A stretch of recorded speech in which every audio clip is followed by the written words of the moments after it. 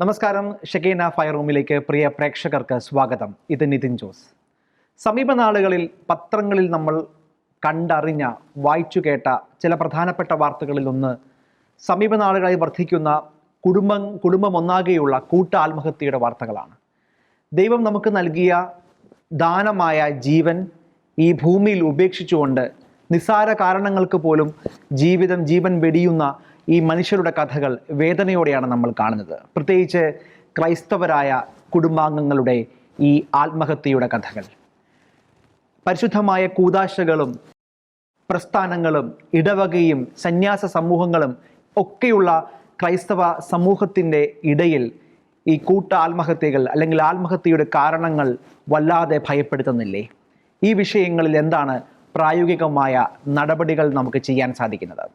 ഈ വിഷയവുമായാണ് ഷെക്കീന ഫയർ റൂമിൻ്റെ ഏറ്റവും പുതിയ എപ്പിസോഡ് എത്തുന്നത്. എൻ്റെ കൂടെയുള്ളത് അധ്യാപകനും എഴുത്തുകാരനും സാമൂഹ്യ നിരീക്ഷകനുമായ ഡോക്ടർ ഡെയ്സൺ പാണങ്ങാടൻ, ഒപ്പം KCBC പ്രോ ലൈഫ് സമിതിയുടെ general secretary Shri James Azhchangadan. രണ്ടുപേർക്കും പ്രിയ പ്രേക്ഷകർക്കും ഷെക്കീന ഫയർ റൂമിലേക്ക് സ്വാഗതം. ഞാൻ ഈ ചർച്ച ഡെയ്സൺ സാറിലാണ് ആരംഭിക്കുന്നത്. ആത്മഹത്യ എന്നത് ഒരു പുതിയ വാർത്തയല്ല. ആത്മഹത്യകൾ എല്ലാ കാലത്തും നമ്മുടെ മുമ്പിൽ അതൊരു ചോദ്യചിഹ്നമായി, ആശങ്കപ്പെടുത്തുന്ന ഒരു കാരണമായി നമ്മുടെ മുമ്പിലുണ്ട്. പക്ഷേ സമീപ നാളുകളിൽ നമ്മൾ പത്രങ്ങളിലൊക്കെ നോക്കുമ്പം അടുത്തടുക്ക് കുറേ ആത്മഹത്യകളുടെ വാർത്തകൾ നമ്മൾ കാണുകയാണ്. അതിൽ നമ്മൾ കുറച്ചുകൂടെ ഒന്ന് ഉള്ളിലേക്ക് നോക്കുമ്പം ക്രൈസ്തവരായിട്ടുള്ള പശ്ചാത്തലത്തിലുള്ള ആളുകൾ, കാത്തലിക്സ് ആയിട്ടുള്ള അങ്ങനെയുള്ള പശ്ചാത്തലത്തിലുള്ള ആളുകൾ ആത്മഹത്യ ചെയ്യും. അപ്പം അതിലേക്ക് വരുമ്പോൾ നമുക്ക് മനസ്സിലാകുന്നൊരു കാര്യം, നമ്മളുടെ ഒരു സിസ്റ്റം വളരെ സ്ട്രോങ് ആണ്. നമുക്ക് നമ്മളുടെ വേദനകൾ പങ്കുവയ്ക്കാൻ, നമ്മളുടെ കുറവുകൾ ഈശോയ്ക്ക് മുമ്പിൽ പങ്കുവയ്ക്കാനുള്ള വിശുദ്ധ കുമ്പസാരം ഉൾപ്പെടെയുള്ള, അല്ലെങ്കിൽ എല്ലാ ദിവസവും നമ്മെ ദൈവത്തെങ്കിലേക്ക് അടുപ്പിക്കുന്ന വിശുദ്ധ കുർബാന ഉൾപ്പെടെ, മറ്റു കൂദാശകൾ ഉൾപ്പെടെ ഒത്തിരി അവസരങ്ങളും സാധ്യതകളാലും ബ്ലെസ്ഡാണ് ശരിക്കും കാത്തലിക് ആയിട്ടുള്ള കമ്മ്യൂണിറ്റി.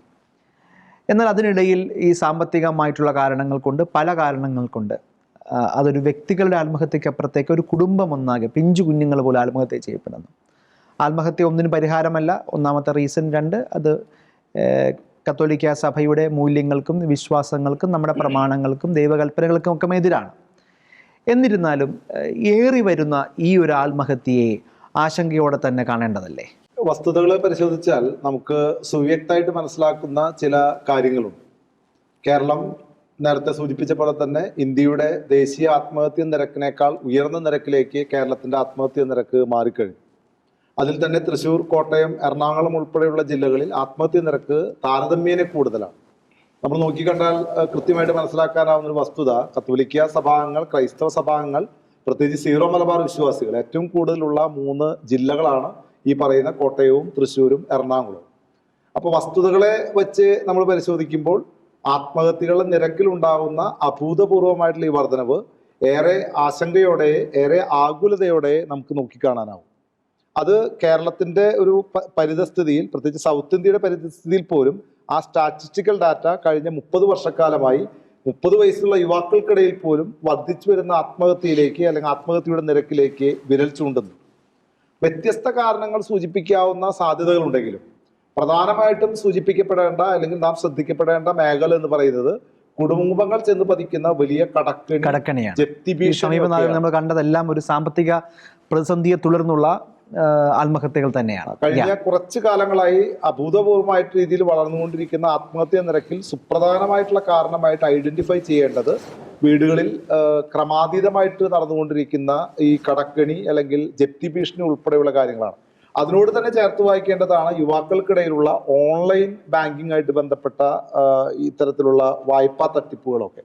വലിയ പലിശയ്ക്ക് കടമെടുക്കുന്ന 20%-നും 25%-നും ഒക്കെ പണം പലിശയ്ക്ക് എടുക്കുന്ന ഒരു ശൈലി വിദ്യാർത്ഥികൾക്കിടയിൽ, യുവാക്കൾക്കിടയിൽ, ചെറിയ വരുമാനമുള്ള തൊഴിൽ ചെയ്യുന്ന ആളുകൾക്കിടയിൽ പോലും വർദ്ധിച്ചു വരുന്നു എന്നുള്ളത് നമ്മൾ കാണാതെ പോകരുത്. ഈ ഒരു വസ്തുത നിലനിൽക്കുന്നുണ്ട്. അത് 2 രീതിയിലാണ് ഈ കാര്യങ്ങൾ നമുക്ക് വ്യക്തമാക്കാൻ നമുക്ക് സാധിക്കുക. ഒന്ന്, ഈ ആളുകൾക്കിടയിൽ വരുന്ന കൺസ്യൂമറിസം, അതായത് ഒരു വീടിനെ അനുകരിക്കാനുള്ള വിവാഹം പോലുള്ള ചടങ്ങുകൾ, വീട് മാറ്റം ഉൾപ്പെടെയുള്ള ചടങ്ങുകൾ, വീട് നിർമ്മാണം ഉൾപ്പെടെയുള്ള ചെലവുകൾ, ഇത്തരം ചെലവുകളിൽ മറ്റാളുകളെ അനുകരിക്കാനുള്ള ഒരു അനുകരണ ഭ്രമം സ്വാഭാവികമായിട്ടും വലിയ ഒരു കടക്കണിയിലേക്ക് നമ്മുടെ കുടുംബങ്ങളെ എത്തിക്കുന്നുണ്ടെന്നുള്ളത് വളരെ വസ്തുതാപരമായിട്ടുള്ള കാര്യമാണ്. ആ സാധ്യതകൾ നിലനിൽക്കെ ഈ ഒരു സാധ്യത മറികടക്കുന്നതിനുള്ള സാഹചര്യം ഒരുക്കുക എന്നത് പൊതുസമൂഹത്തിന്റെ അല്ലെങ്കിൽ അവർ പ്രതിദാനം ചെയ്യുന്ന ഇടവകയുടെ, അവർ പ്രതിദാനം ചെയ്യുന്ന കുടുംബത്തിന്റെ കൂടി ഉത്തരവാദിത്തമായിട്ട് കണ്ടാൽ മാത്രമാണ് ഇതിനൊരു പരിഹാരമായിട്ടുള്ള ഒരു പരിഹാര ക്രമത്തിലേക്ക് നമുക്ക് പോകാൻ. നമുക്ക് അതിലേക്ക് അടുത്ത ഘട്ടത്തിൽ വരാം. ശ്രീ ജെയിംസ്, അങ്ങ് ഈ സംവിധാനങ്ങളൊക്കെ കുറച്ചുകൂടെ അടുത്തറിയുന്ന ഒരാളാണ്. പ്രത്യേകിച്ച് അങ്ങൊരു പ്രോ ലൈഫ് ആക്ടിവിസ്റ്റ് ആയതുകൊണ്ട് തന്നെ അത് എത്രത്തോളം അപകടകരമാണ് ഈ ആത്മഹത്യ പ്രവണതയെന്ന് അങ്ങേക്ക് കൃത്യമായി അറിയാവുന്നതുമാണല്ലോ. പക്ഷേ എൻ്റെ ചോദ്യം, നമ്മൾ ഇപ്പോൾ പല ആത്മഹത്യയുടെ കാരണങ്ങളിലേക്ക് പോകുന്നതിന് മുമ്പ് ഏറ്റവും പ്രധാനപ്പെട്ട ആത്മഹത്യയുടെ കാരണമായി നമ്മൾ കരുതുക, നമ്മൾ പത്രങ്ങളിലൂടെ മനസ്സിലാക്കുക, ഡേറ്റയിൽ നിന്ന് മനസ്സിലാക്കുക, സാമ്പത്തിക കാരണങ്ങളാണ്, സാമ്പത്തിക പ്രതിസന്ധികളാണ്. കടം എടുക്കുന്നു, അടയ്ക്കാൻ പറ്റാത്ത സാഹചര്യങ്ങളിൽ ജപ്തി ഭീഷണി, ഇതിനിടയിലുള്ള ആത്മഹത്യകളാണ് നമ്മൾ കാണുക. അങ്ങനെയെങ്കിൽ പ്രത്യേകിച്ച് ക്രൈസ്തവരുടെ ഇടയിൽ ഇത്തരത്തിലുള്ള ആത്മഹത്യകൾ കൂടുന്നുണ്ടെങ്കിൽ അതൊരു പക്ഷേ നമ്മളുടെ ആഡംബര ഭ്രമം കൊണ്ടാണോ, അതോ നമ്മളുടെ സാമ്പത്തിക സുരക്ഷിതത്വം ഇല്ലായ്മ കൊണ്ടാണോ? അങ്ങനെ നമ്മൾ അതിൻ്റെ കാരണങ്ങളിലേക്ക് അന്വേഷിക്കുമ്പോൾ എന്താണ് അങ്ങയുടെ ഒരു പോയിന്റ് ഓഫ് വ്യൂ അതിൽ? തീർച്ചയായിട്ടും ഒരു പ്രോ ലൈഫ് ആംഗിളിൽ ഇതിൻ്റെ ചിന്തിക്കുമ്പോൾ ഈ ജീവനും ജീവിതവും ദൈവത്തിൻ്റെ ദാനമാണ്.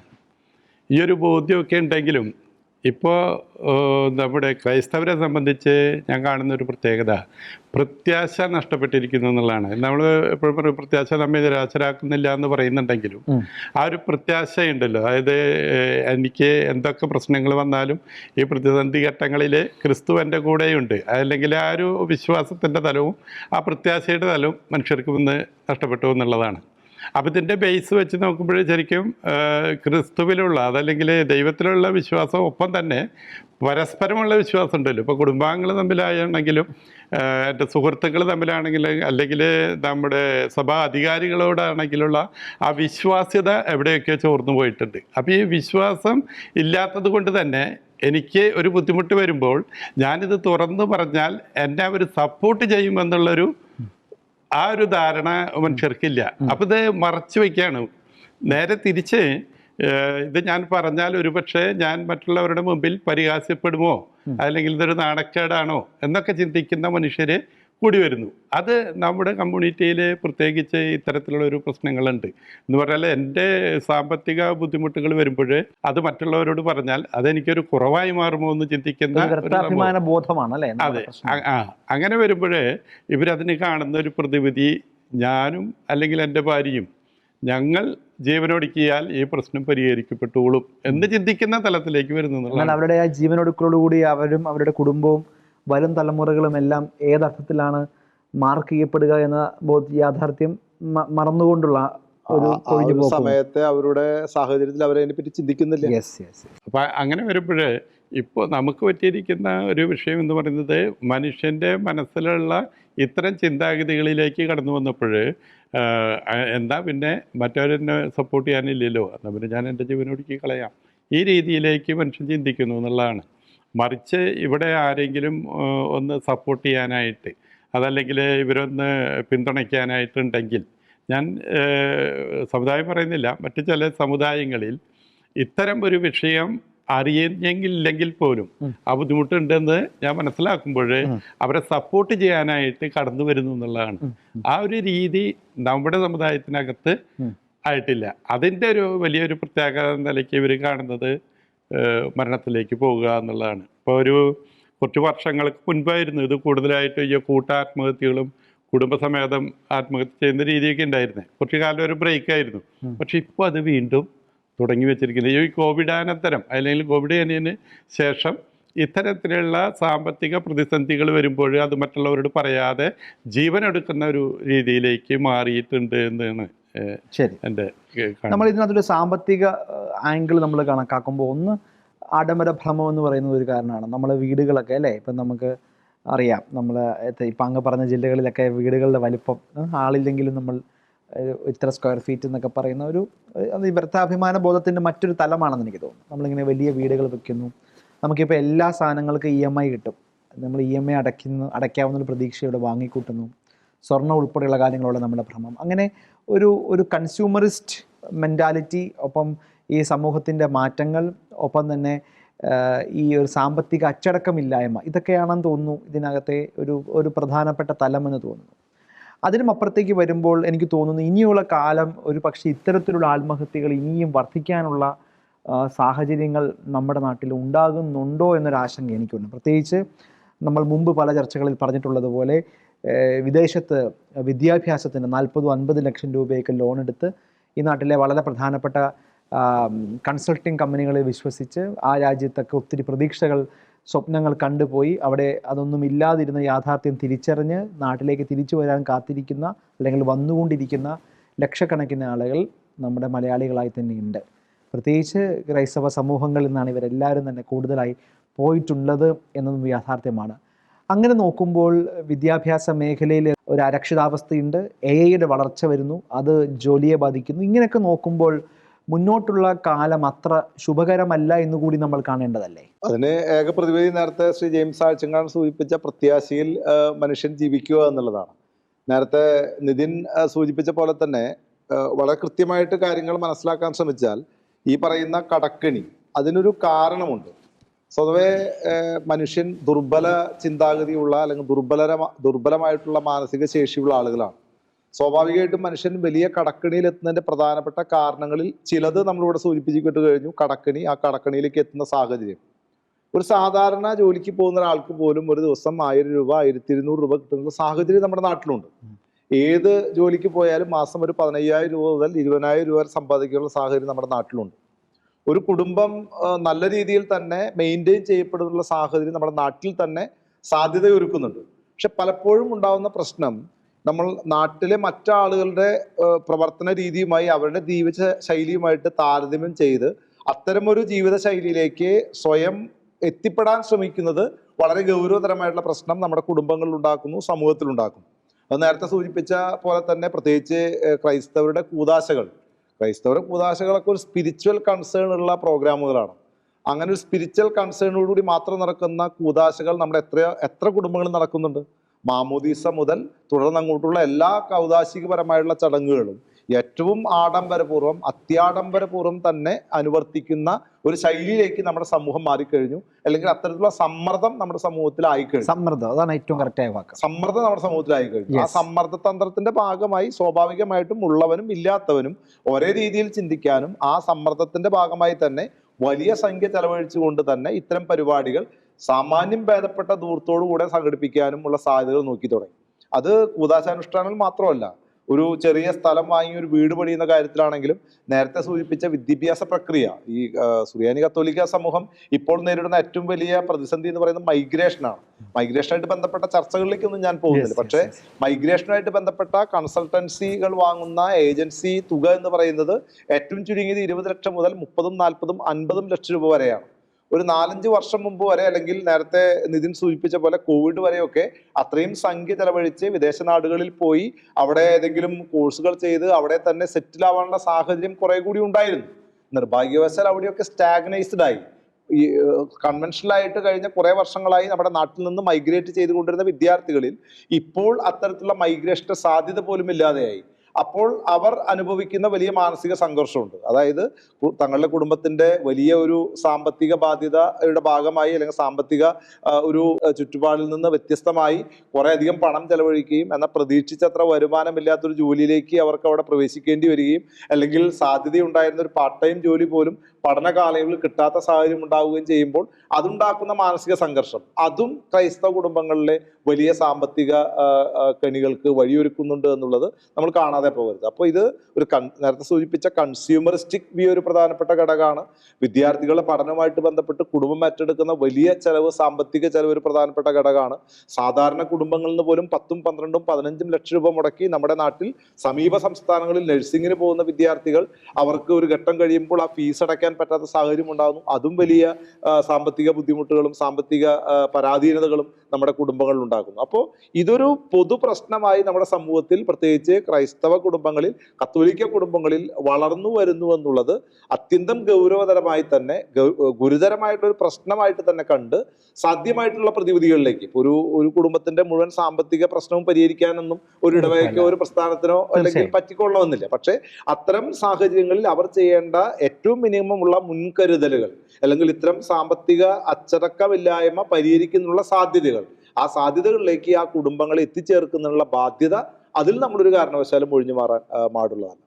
പൊതുവേ നമ്മുടെ കേരളീയരെ സംബന്ധിച്ച് ഈ ആർഭാടും അല്ലെങ്കിൽ ആഡംബരത്തിനും കുറിച്ച് ഇത് കൊടുക്കുന്നതാണ്. അതിൽ എസ്പെഷ്യലി നമ്മൾ സമുദായം, അതായത് ക്രൈസ്തവ സമുദായം അത്തരത്തിലൊരു ആഡംബര ഭ്രമവും അല്ലെങ്കിൽ മറ്റുള്ളവരെ കാണിക്കാൻ വേണ്ടി കുറേ കാര്യങ്ങളൊക്കെ ചെയ്യുന്ന ഒരു സ്വഭാവമുള്ളതാണ്.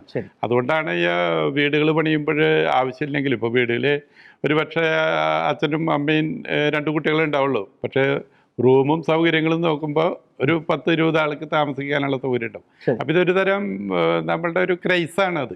അപ്പം ആ രീതിയിലും പലപ്പോഴും ഇപ്പം ഈ വീടിൻ്റെ ലോൺ തന്നെ പലരും ലക്ഷങ്ങൾ 40-50 ലക്ഷം ആയിട്ട് അത് തിരിച്ചടവിന് പറ്റാത്ത ഒരവസ്ഥയൊക്കെ വരുന്നുണ്ട്. അത്തരത്തിലുള്ള കടങ്ങളാണ് ഇപ്പം ശരിക്കും കയറി വരുന്നത്. അപ്പം ഈ ആഡംബരം കാണിക്കുമ്പോഴും അതല്ലെങ്കിൽ ഇത്രയും വലിയൊരു വീട് പണിത് അല്ലെങ്കിൽ ഇതുപോലെ തന്നെ EMI വാഹനം എടുത്ത് ഒക്കെ കൊണ്ട് നടക്കുമ്പോൾ ഇത് പുറത്തുള്ളവർ ഇതിനകത്തുള്ള കാര്യങ്ങൾ അറിയരുത് എന്ന് ചിന്തിക്കുന്ന രീതിയുണ്ട്.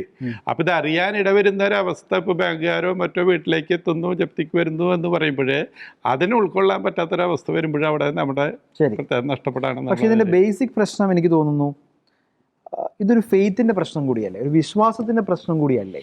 നമ്മൾ ഏത് പ്രതിസന്ധികളിലും നമ്മെ താങ്ങി നടത്തുന്ന കർത്താവായ യേശു ക്രിസ്തുവിനെ അല്ലെങ്കിൽ ആ ദൈവിക സാന്നിധ്യത്തെയൊക്കെ മറന്നുകൊണ്ട്, അല്ലെങ്കിൽ നമുക്ക് വിശുദ്ധ കൂദാശകളിലൂടെ നമുക്ക് ലഭിക്കുന്ന ആ ഒരു കൃപാവരം, ആ ഒരു ബ്ലെസ്സിങ്ങിൽ ആശ്രയിക്കാതെയുള്ള ജീവിതം, അങ്ങനെ നോക്കുമ്പോൾ നമ്മളുടെ ഒരു ഫെയ്ത്ത് ക്രൈസിസും കൂടിയല്ലേ, ഒരു വിശ്വാസ പ്രതിസന്ധി കൂടിയല്ലേ. ആത്മഹത്യയെ നമ്മൾ അങ്ങനെ കൂടി കാണേണ്ടതല്ലേ. അല്ലെങ്കിൽ നമുക്ക് ആ ഫെയ്ത്തിലുള്ള വിശ്വാസത്തിലുള്ള അടിയുറച്ച ഒരു വിശ്വാസ ബോധ്യമില്ലാത്തത്, അല്ലെങ്കിൽ നമുക്കൊരു പ്രത്യാശ ഇല്ലാത്തത്, അല്ലെങ്കിൽ നമുക്ക് എന്ത് പ്രതിസന്ധികളും കടബാധ്യതകളും ഉണ്ടെങ്കിലും അവിടെയൊക്കെ ഇടപെടുന്ന ഒരു ദൈവിക സാന്നിധ്യത്തെ നമ്മൾ ആ ഒരു ദൈവിക സാന്നിധ്യത്തെ മറക്കുന്നതും ഒരു കാരണം തന്നെയല്ലേ. തീർച്ചയായിട്ടും അതാണ് ഞാൻ നേരത്തെ സൂചിപ്പിച്ചത്. അതായത് നമ്മൾ പുറത്തേക്ക് പറയുന്നുണ്ടെങ്കിലും എനിക്ക് വിശ്വാസമുണ്ടെന്നും ഞാൻ ക്രൈസ്തവനാണെന്നും ഒരുപക്ഷെ എല്ലാ ദിവസവും ദ്വീപിലേക്ക് പോകുന്നുണ്ടെങ്കിൽ പോലും ഞാൻ അകത്ത് ആ ക്രിസ്തുവിനെ അല്ലെങ്കിൽ ഈശോയെ എത്രമാത്രം തിരിച്ചറിഞ്ഞിട്ടുണ്ട് അല്ലെങ്കിൽ എനിക്ക് എത്രമാത്രം ബോധ്യപ്പെട്ടിട്ടുണ്ട് എന്നുള്ളതൊരു പ്രശ്നമാണ്. അതാണ് ഇന്നത്തെ വിഷയം.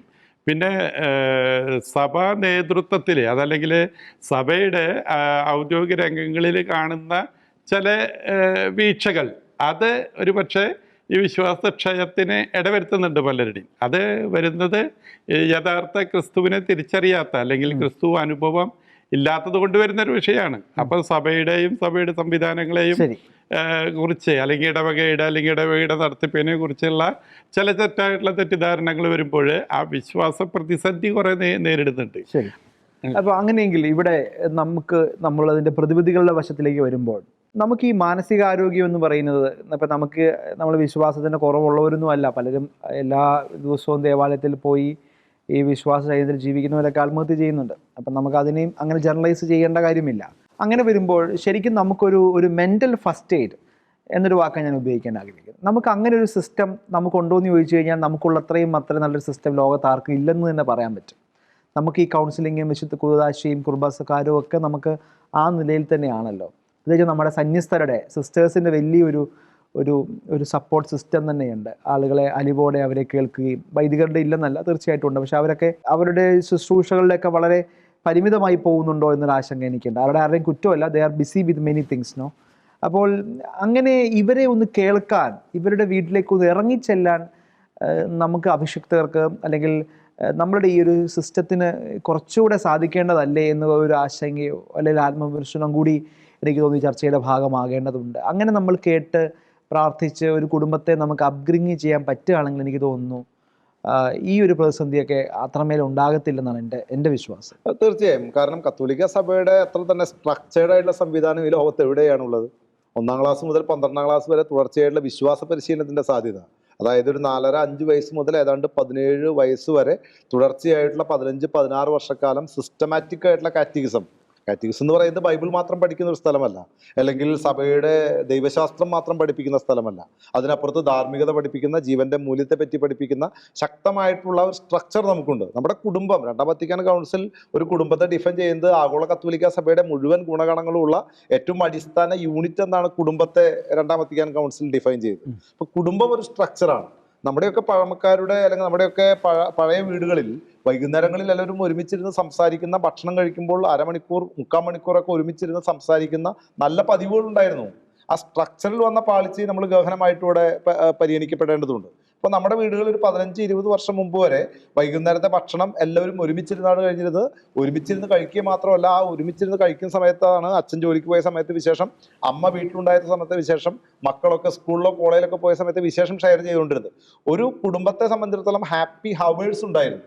വൈകുന്നേരം ഒരു 8 മണി മുതൽ 9 മണി വരെ, അല്ലെങ്കിൽ 7:30 മുതൽ 8:30 വരെ, അല്ലെങ്കിൽ 9 മുതൽ 10 വരെ ഒരു വീട്ടിൽ, അല്ലെങ്കിൽ നമ്മുടെ പഴയ വീടുകളിൽ ഹാപ്പി ഹവേഴ്സ് ഉണ്ടായിരുന്നു, ഷെയറിംഗ് ഹവേഴ്സ് ഉണ്ടായിരുന്നു. അത്തരം സാധ്യതകൾ പുതിയ സാമൂഹ്യ മാധ്യമങ്ങളുടെ തലത്തിൽ, അല്ലെങ്കിൽ പുതിയ മാധ്യമ സംസ്കാരത്തിൽ പലപ്പോഴും ശോഷണം സംഭവിച്ചു എന്ന കാര്യത്തിൽ തർക്കവിതർക്കങ്ങളില്ല. രണ്ടാമത്തേത് കുടുംബ കൂട്ടായ്മകൾ. നമ്മുടെ സഭയുടെ വലിയ കെട്ടുറപ്പാണ് കുടുംബ കൂട്ടായ്മകൾ. കുടുംബ കൂട്ടായ്മ 20-30 വരുന്ന കുടുംബങ്ങളെ ഒരുമിച്ച് നിർത്തുന്ന കണ്ണികളാണെങ്കിൽ, ആ 20-30 കുടുംബങ്ങൾക്കിടയിൽ പോലും ചെറിയ 4-5 വീടുകളിലെ ഭവന കൂട്ടായ്മകളുണ്ട്. കത്തോലിക്ക സഭയുടെ പഠനം അനുസരിച്ച് ഈ ഭവന കൂട്ടായ്മകൾ ആഴ്ചയിൽ ഒരിക്കലെങ്കിലും 2 ആഴ്ചയിൽ ഒരിക്കലെങ്കിലും അരമണിക്കൂറെങ്കിലും ഒരുമിച്ചിരുന്ന് പ്രാർത്ഥിക്കാനും പങ്കുവെക്കാനും സമയം കണ്ടെത്തണമെന്ന് തന്നെയാണ് നിർദ്ദേശിക്കപ്പെട്ടിട്ടുള്ളത്. ഈ പറയുന്ന ഏറ്റവും അടുത്ത വീടുകളിൽ നടക്കുന്ന പ്രശ്നങ്ങൾ പോലും നമുക്ക് അറിയാൻ സാധിക്കുന്നില്ലെങ്കിൽ, ഈ പറയുന്ന കുടുംബങ്ങളിലെ ഹാപ്പി ഹവേഴ്സ്, ഈ പറയുന്ന ഭവന കൂട്ടായ്മകളുടെ ആഴ്ച തോറുമുള്ള 2 ആഴ്ച കൂടുമ്പോഴുള്ള സംഗമങ്ങൾ പലപ്പോഴും അത് വേണ്ടത്ര എഫക്റ്റീവ് ആകുന്നുണ്ടോ എന്നൊരു ആശങ്കയാണ് ചിന്തിക്കേണ്ടിയിരിക്കുന്നു. ഇടവകൾ കേന്ദ്രീകരിച്ച് നമ്മുടെ സ്ട്രക്ചറിൽ ഏറ്റവും ഗൗരവതരമായിട്ടുള്ള ഒരു അടുത്ത ഘട്ടമാണ് ഇടവകൾ. മിക്കവാറും എല്ലാ ഇടവകളിലും ഏതെങ്കിലും ഒരു കോൺവെന്റിന്റെ സാന്നിധ്യമുണ്ട്, ഏതെങ്കിലും ഒരു കോൺഗ്രിഗേഷന്റെ സാന്നിധ്യമുണ്ട്. പ്രത്യേകിച്ച് ഹോളി ഫാമിലി ഉൾപ്പെടെയുള്ള CMC ഉൾപ്പെടെയുള്ള സന്യാസ സമൂഹങ്ങൾ കൗൺസിലിങ്ങിന് തന്നെ വലിയ പ്രാമുഖ്യം കൊടുക്കുന്ന ആളുകളാണ്. നമ്മുടെ ഇടവകളിൽ ഭൂരിഭാഗം ഇടവകളിലും സാമൂഹ്യക്ഷേമ സമിതികളുണ്ട്.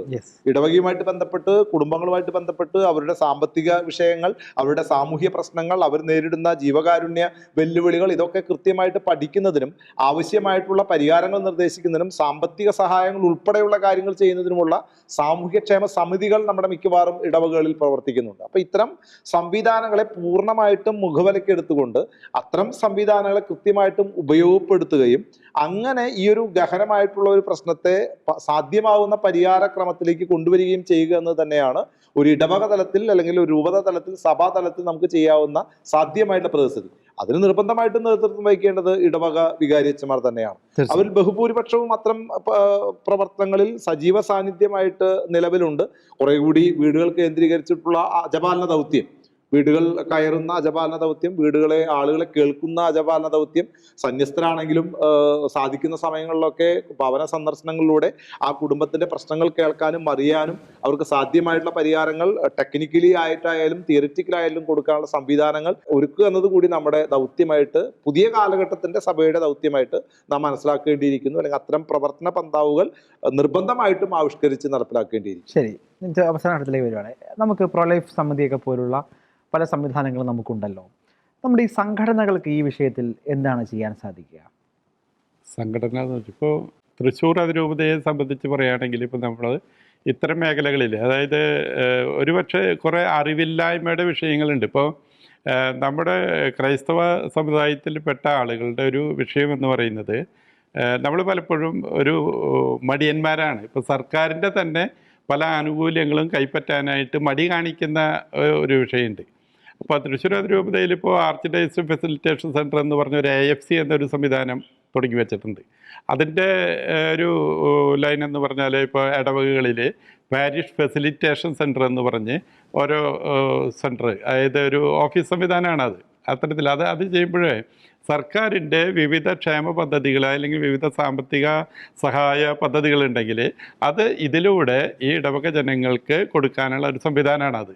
ഇത്തരത്തിലൊരു സംവിധാനം എല്ലാ ഇടവകകളിലും നിർബന്ധപൂർവം ആ വികാരി അച്ഛന്മാരുടെയും അവിടുത്തെ പള്ളി കമ്മിറ്റിയുടെയും സഹായത്താൽ ഇത്തരം ഒരു സംവിധാനം എല്ലാ ഇടവകകളിലുണ്ടെങ്കിൽ ഒരു പരിധിവരെ ആളുകൾക്ക്, പ്രത്യേകിച്ച് നമ്മുടെ ക്രൈസ്തവ വിശ്വാസികൾക്ക് അവരുടെ കുടുംബത്തിൻ്റെ ആവശ്യങ്ങളിലേക്കുള്ള സാമ്പത്തികമായാലും മറ്റു മേഖലകളിലുള്ള സഹായങ്ങൾ ലഭ്യമാക്കാനായിട്ട് പറ്റും.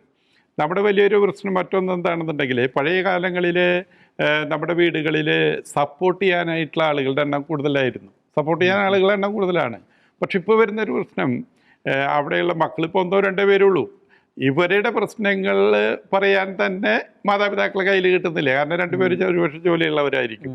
ഇനി മാതാപിതാക്കൾക്ക് അവരുടെ ജോലി കഴിഞ്ഞ് വീട്ടിൽ വന്ന് ഈ ഒരു പ്രശ്നം ഷെയർ ചെയ്യാനായിട്ട് അവിടെയും അപ്പോൾ ആളില്ല. പഴയ കാലങ്ങളിലാണെങ്കിൽ ഒരു അപ്പൂപ്പൻ, അമ്മൂമ്മ അല്ലെങ്കിൽ സഹോദരങ്ങൾ, അങ്ങനെ ഒരു 10-12 പേരൊക്കെ ഒരു വീട്ടിൽ തന്നെ ഉണ്ടാവും. അപ്പോൾ എന്ത് പ്രശ്നങ്ങളുണ്ടെങ്കിലും, ഇപ്പോൾ സാമ്പത്തികം ആയിക്കോട്ടെ, മറ്റേത് പ്രശ്നം ഉണ്ടായിക്കോട്ടെ, അതിന് ഷെയർ ചെയ്യാനായിട്ടൊരു ഒരാൾ അല്ലെങ്കിൽ കേൾക്കാൻ ഒരാളുണ്ടായിരുന്നു എന്നുള്ളതാണ്.